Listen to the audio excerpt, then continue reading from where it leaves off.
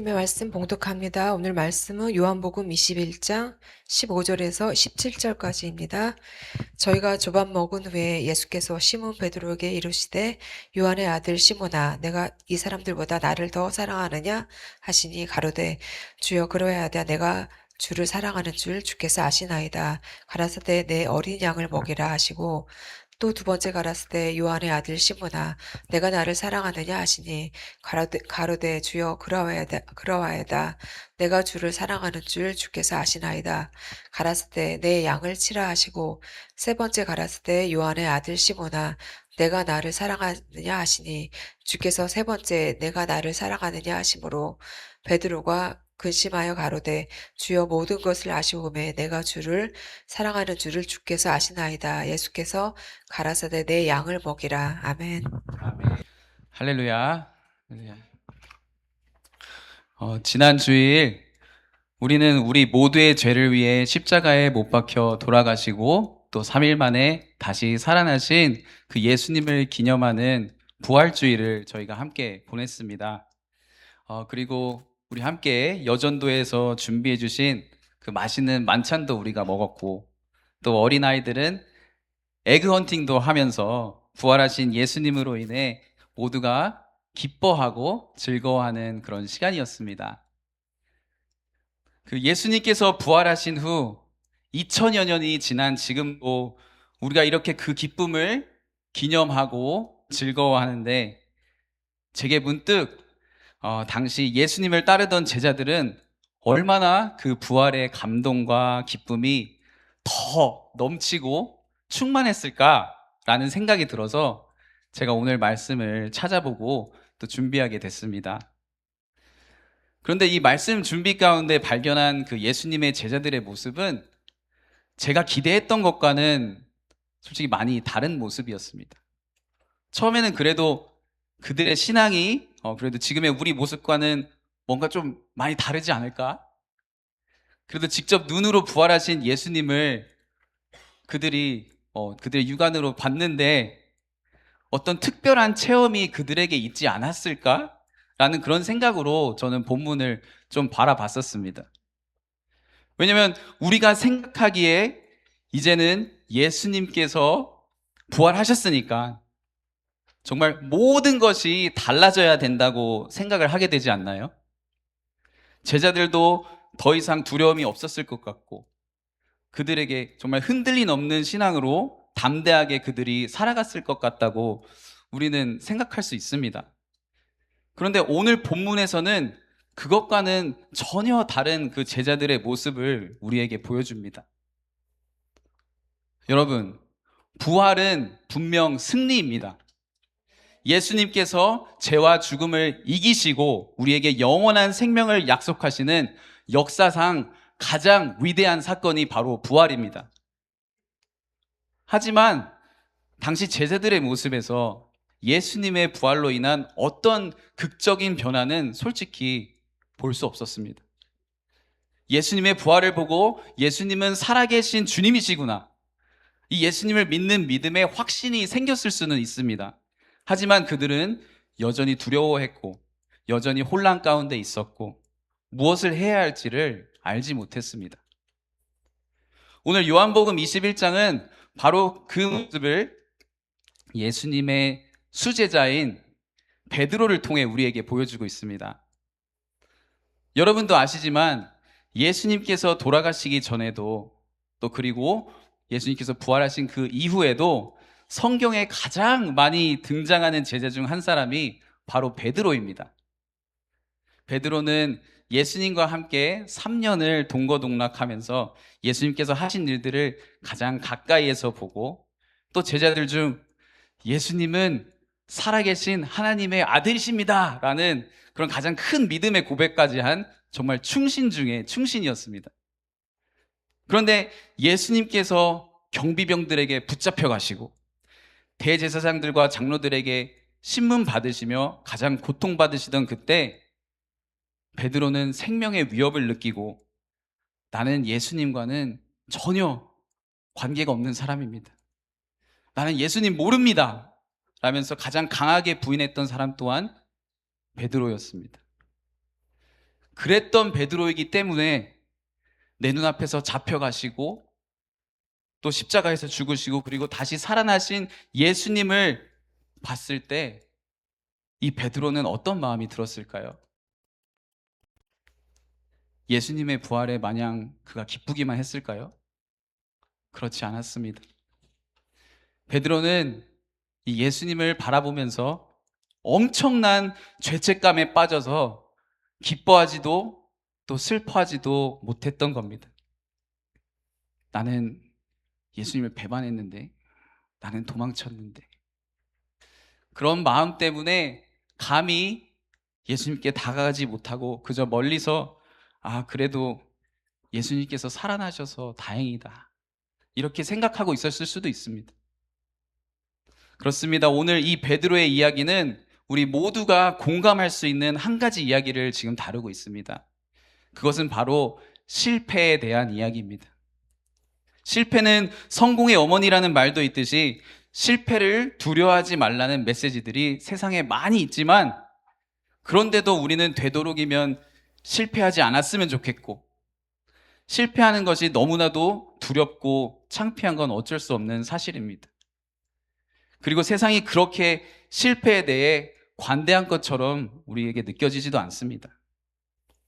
뭔가 실패하면 다음 도전은 다른 새 직장에서 또 다른 공동체에서 다시 새로 시작을 해야 하는 그런 기분입니다. 여러분, 그리고 우리 믿음 생활에서도 마찬가지입니다. 이 실패는 우리의 영적 성장을 멈추게도 합니다. 왜냐하면 그 실패가 우리의 과거를 붙잡고 있기 때문입니다. 우리가 잘못했던 순간들, 우리가 믿음 없이 살아갔던 순간들, 우리가 부끄러웠던 순간들이 그냥 계속해서 기억이 납니다. 그래서 겉으로는 교회에 나와서 예배도 드리고 있지만 그 마음속에 있는 이 실패의 무게에 짓눌려서 이렇게 생각할 때가 있습니다. 나 같은 사람은 하나님께 쓰임받기는 글렀다 라고 말입니다. 오늘 본문의 베드로가 바로 그런 상태였습니다. 베드로는 예수님께서 가장 힘드셨던 순간, 멸시와 핍박을 받으실 때 한 번도 아니고 3번이나 예수님을 모른다고 나와는 상관없는 사람이라며 강하게 부인했습니다. 예전에는 정말 당당하게 주님, 제가 주님을 위해 죽기까지 하겠습니다. 그렇게 말했던 그였는데 생명의 위협 앞에서 그는 도망갔습니다. 예수님을 모른다고 했습니다. 베드로가 다른 제자들을 통해서 예수님께서 부활하신 소식을 들었을 때 직접 자신이 그 예수님 무덤에 찾아가 빈 무덤도 확인했습니다. 그리고 다시 제자들에게 모습을 보이신 그 예수님을 보면서 예수님께서 살아계신 것도 그의 눈으로 직접 확인했습니다. 그런데 눈물 콧물 흘리면서 예수님께 용서를 빌었을 것 같던 이 베드로가 지금 예수님께 다가가질 않습니다. 용서를 구하지도 않습니다. 왜 그럴까요? 베드로 마음속에는 이런 생각이 있었을 겁니다.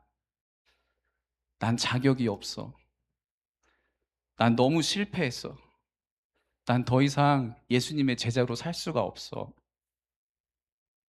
그래서 베드로가 오늘 본문 21장에 있는 3절에서 다른 제자들에게 이렇게 말합니다. 나는 물고기 잡으러 갈게. 나는 물고기 잡으러 갈게. 지금 이 시점에서 베드로가 물고기를 잡으러 간다는 겁니다. 이건 우리가 이런 의미로 볼 수 있습니다. 난 이제 제자로 살 수 없어. 그냥 예전 삶으로 돌아갈게. 나는 다시 고기 잡던 사람으로 돌아갈게. 그리고 놀라운 것은 베드로만 가지 않았습니다. 여기 지금 다른 제자들도 다 같이 베드로를 따라갑니다. 왜 그랬을까요? 지금 이 제자들이 모두 방향을 잃었습니다. 여러분, 예수님께서 잡혀가실 때 베드로만 도망쳤습니까? 예수님 잡혀가시던 날 예수님을 따르던 모든 제자들이 다 도망쳤습니다. 그래서 다시 사신 예수님을 본 그들은 자신들이 했던 그 결정에 낙심했고 또 무엇을 해야 할지 몰랐던 겁니다. 여러분, 오래 신앙생활을 하신 분들은 다 경험해 보셨겠지만 우리가 신앙적으로 넘어졌을 때 하나님께 우리 바로 나아가시나요? 아니, 하나님께 바로 나아가지시나요? 우리가 머리로는 그게 맞다고 알고 있지만 사실 행동으로 하나님께 더 가까이 가기보다는 뒤로 물러날 때가 더 많습니다. 낙심한 우리들의 모습에서 볼 수 있는 것들이, 첫째, 예배에 나가고 싶지 않습니다. 기도도 나오질 않습니다. 말씀에서 멀어집니다. 그리고 교회도 부담스러워집니다. 마치 태초에 아담과 하와처럼 행동을 합니다. 아담과 하와가 죄를 지은 후에 어떻게 했습니까? 하나님, 제가 주님께서 금하신 그 선악과를 먹었습니다. 용서해 주세요. 이렇게 그들이 고백했나요? 아닙니다. 하나님께 나아가지 않았습니다. 오히려 숨었고 두려워했고 부끄러워했습니다. 우리도 똑같습니다. 우리가 넘어지면 우리가 가장 먼저 반응하는 것은 숨기는 것입니다. 숨는 것입니다. 내 마음을 숨기고 기도하지 않고 하나님을 찾지 않습니다. 믿음의 사람들을 찾지 않습니다. 여러분, 성경은 예수님께서 부활하신 그 후에도 40일 동안 이 땅에 계셨다고 기록되어 있습니다. 그리고 계신 동안 너무 많은 일들을 예수님께서 하셔서 그 하신 일들을 이 세상을 채우고도 넘칠 만한 그런 일들이기 때문에 성경에 다 기록할 수 없다고 이렇게 나와 있습니다. 그렇게 예수님께서는 그 기간 동안 명백하게 제자들에게 자신을 나타내시고 그들에게 많은 것을 가르치고 또 보이신 겁니다. 그렇다면 그 시간 가운데 베드로가 주님께 나가서 용서를 구할 시간이 없었을까요? 그에게는 다시 시작할 수 있는 충분한 시간이 있었습니다. 하지만 베드로는 그렇게 하지 않았습니다. 마치 이제 그는 예수님과 아무 관계 없는 사람처럼, 마치 모든 것이 끝난 것처럼 다시 예전 그 예수님을 만나기 전로 지금 베드로가 돌아간 겁니다. 여러분, 우리가 이 장면을 보면서 베드로의 모습을 또 그 심정을 이해할 수도 있습니다. 아, 그렇지. 그렇게 예수님을 배반하고 부인했는데 염치 없이 다시 예수님을 따르기 힘들었을 수 있겠다. 뭔가 마음의 회복의 시간이 필요했을 수 있겠다라고 생각할 수 있습니다. 베드로는 당시에 누구보다도 지금 낙심해 있었던 겁니다. 너무 마음이 무너져서 무엇을 해야 할지 몰랐습니다. 그런데 놀라운 사실이 여기 있습니다. 낙심하며 용기를 내지 못하고 있던 베드로에게 우리 예수님께서 찾아오십니다. 우리 머리카락 수까지 다 아시는 그 주님께서 베드로의 마음을 모르셨겠습니까? 베드로가 얼마나 낙심했는지, 얼마나 자신이 했던 행동들을 부끄러워하고 있는지, 얼마나 자신을 실패자라고 생각하는지 예수님께서는 그 누구보다도 더 잘 알고 계셨습니다. 그래서 예수님께서 그런 베드로를 먼저 찾아오십니다. 여러분, 이것이 바로 복음입니다. 우리가 하나님을 찾기 전에 하나님께서 우리를 먼저 찾으십니다. 요한일서 4장 19절은 이렇게 말씀합니다. 우리가 사랑함은 그가 먼저 우리를 사랑하셨습니다. 우리가 주님께 나가기 전에 주님께서 먼저 우리에게 다가오십니다. 아멘. 그런데 베드로가 예수님을 다시 만나는 장면이 굉장히 흥미롭습니다. 아니, 다시 낚시를 하러 나간 베드로가 밤새 그 물고기를 잡으려고 노력했지만 아무것도 잡지 못한 그런 상황입니다. 사실 우리가 그의 낚시 실력을 우습게 봐서는 안 되죠. 베드로는 평생 어부였습니다. 어느 시점에 어느 곳에 그물을 던져야 할지 정말 잘 아는 전문가였습니다. 그래서 자기 경험을 믿고 그 자기 생각대로, 자기 방법대로 열심히 그물을 던졌습니다. 그런데 결과가 어땠죠? 빈 그물이었죠. 밤새 일했는데 아무것도 없습니다. 열심히 했는데 남은 게 아무것도 없는 겁니다. 그때 예수님께서 오셔서 얘들아, 배 오른편에 그물을 던져라. 그래서 던졌더니 그물에 고기가 가득 차서 그 그물이 너무 무거워서 들어올릴 수도 없다고 기록되어 있습니다. 여러분, 이 상황은 바로 베드로가 맨 처음 예수님을 만났을 때와 완전히 똑같은 상황입니다. 그때도 밤새 고기를 못 잡고 있었을 때 예수님께서 오셔서 말씀합니다. 저쪽에 그물을 던져라. 그때 어떻게 됐죠? 그때도 그물에 물고기가 가득 찼습니다. 이 일에 요한이 그들에게 지시하는 분을 바라보면서 예수님이네, 주님이시다, 이렇게 바로 알아차립니다. 그리고 베드로가 그 말을 듣자마자 어떻게 하죠? 뭐 예수님? 뭐 이러면서 막 겉옷을 입고 그냥 물에 바로 바다에 뛰어들어서 막 예수님한테 헤엄쳐서 갑니다. 저는 이 장면이 너무 좋습니다. 베드로는 지금 부끄러운 상태입니다. 완전히 실패했습니다. 도망까지 갔습니다. 그런데 베드로 마음속에는 있습니다. 바로 여전히 베드로는 예수님을 사랑하고 있었던 겁니다. 그리고 더 놀라운 것은 이것입니다. 예수님은 그런 베드로를 아시고 찾아오십니다.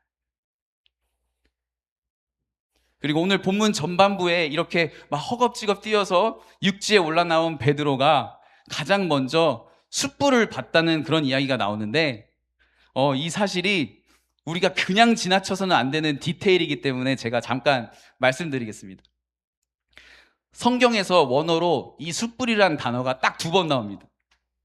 처음은 베드로가 예수님을 마지막으로 부인했던 그날 밤 베드로가 숯불 옆에 있다고 나옵니다. 그리고 나머지는 바로 오늘 말씀에서 다시 예수님께서 베드로와 재회하실 때 나오는 숯불로 기록되고 있습니다. 이거 굉장히 중요한 장면입니다. 예수님께서는 베드로가 실패했던 그 기억의 자리로 지금 다시 데려가시는 겁니다. 부끄럽게 하려는 게 아닙니다. 회복시키기 위해서입니다. 예수님은 우리의 실패를 피하지 않으십니다. 모른 척하지 않으시고 정직하게 다 보여주십니다. 왜냐하면 우리가 돌이키고 또 치유되도록 하기 위해서입니다. 그리고 베드로를 보시면서 너 어떻게 그때 그렇게 고통받고 있는 나를 부인하고 그 고통받고 있는 나를 보면서 도망칠 수가 있냐? 그렇게 책망하고 혼내지 않으십니다. 대신 어떻게 하시죠? 예수님은 그런 베드로를 위해 아침을 준비하십니다. 여러분 한번 상상해 보십시오. 부활하신 하나님의 아들 예수님께서 자신을 버리고 도망갔던 제자를 위해 지금 아침을 준비하고 계십니다. 이게 은혜 아닌가요? 여러분, 이게 복음입니다. 그리고 아침 식사 후에 베드로에게 3번 같은 질문을 반복해서 하시는데 영어로는 Hey Peter, Hey Peter, do you love me? 베드로야, 네가 나를 사랑하느냐? 이에 베드로가 이렇게 대답하죠. 주님, 제가 주님을 사랑하는 줄 주께서 아시나이다. 그런데 예수님은 멈추지 않으시고 다시 물으십니다. 그리고 또 물으십니다. 3번 물으십니다. 여러분, 베드로가 예수님을 몇 번 부인했죠? 3번 부인했습니다. 베드로의 실패가 3번이었기 때문에 예수님의 회복도 3번인 겁니다. 3번이라는 숫자는 성경에서 완전을 의미하기도 합니다. 그렇기 때문에 그 횟수가 중요한 것은 아닙니다. 만약 10번, 100번 베드로가 부인했다면 그만큼 또 주님은 회복하셨을 겁니다.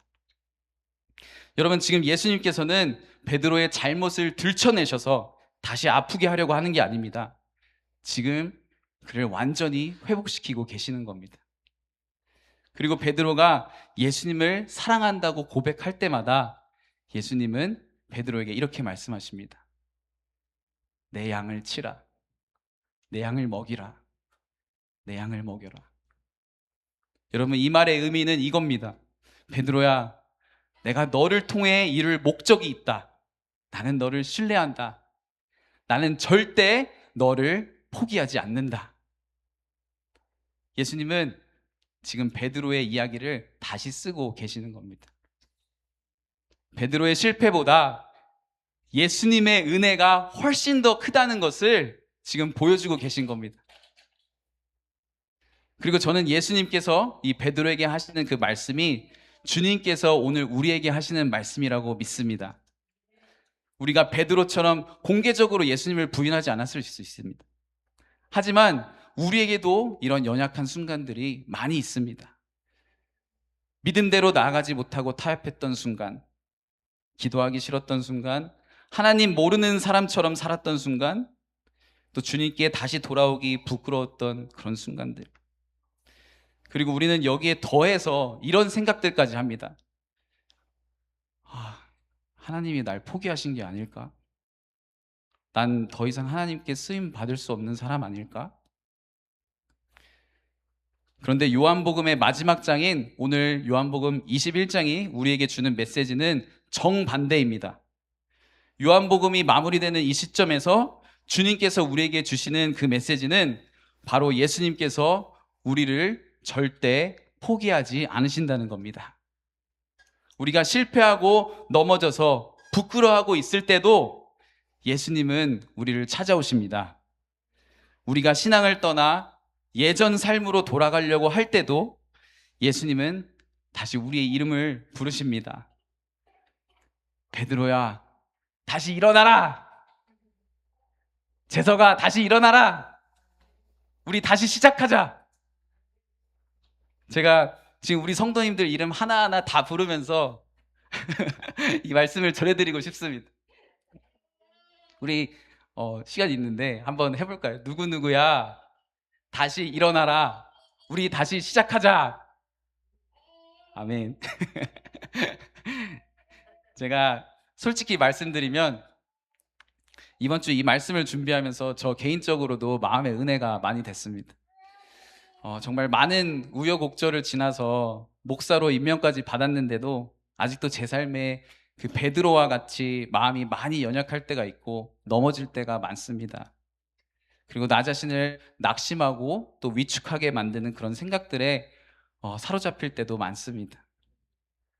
내가 이 길을 가는 게 맞나? 나 왜 이렇게 부족하지? 연약하지? 내가 주님의 일을 정말 감당할 수 있을까? 이런 생각에 막 사로잡힐 때는 예수님께 나아가는 것 자체가 너무나도 두렵고 부끄럽습니다. 그래서 그런지 오늘 예수님께서 이 베드로에게 하시는 그 말씀이 마치 저에게 하시는 말씀처럼 들려서 굉장히 큰 은혜를 받았습니다. 여러분, 예수님께서는 완벽한 사람을 찾고 계신 게 아닙니다. 실수하지 않는 사람을 찾고 계신 것도 아닙니다. 예수님은 넘어져도 다시 일어나는 사람, 실패해도 다시 주님을 따르는 그 사람을 찾고 계십니다. 주님, 제가 실패했지만, 주님, 제가 넘어졌지만 다시 주님을 따르겠습니다. 그렇게 주님께 나오는 사람들을 통해 주님은 지금도 일하고 계십니다. 그리고 오늘 주님께서 우리에게 이렇게 말씀하십니다. 누구누구야, 과거에 묶여있지 말아라. 부끄러움에 머물지 말아라. 다시 나를 따라라. 그래서 여러분, 오늘 이곳에서 나가실 때 이거 하나만 꼭 기억했으면 좋겠습니다. 우리 예수님은 우리를 절대 끝까지 포기하지 않으시는 분이십니다. 아멘. 아멘. 우리 함께 기도하도록 하겠습니다.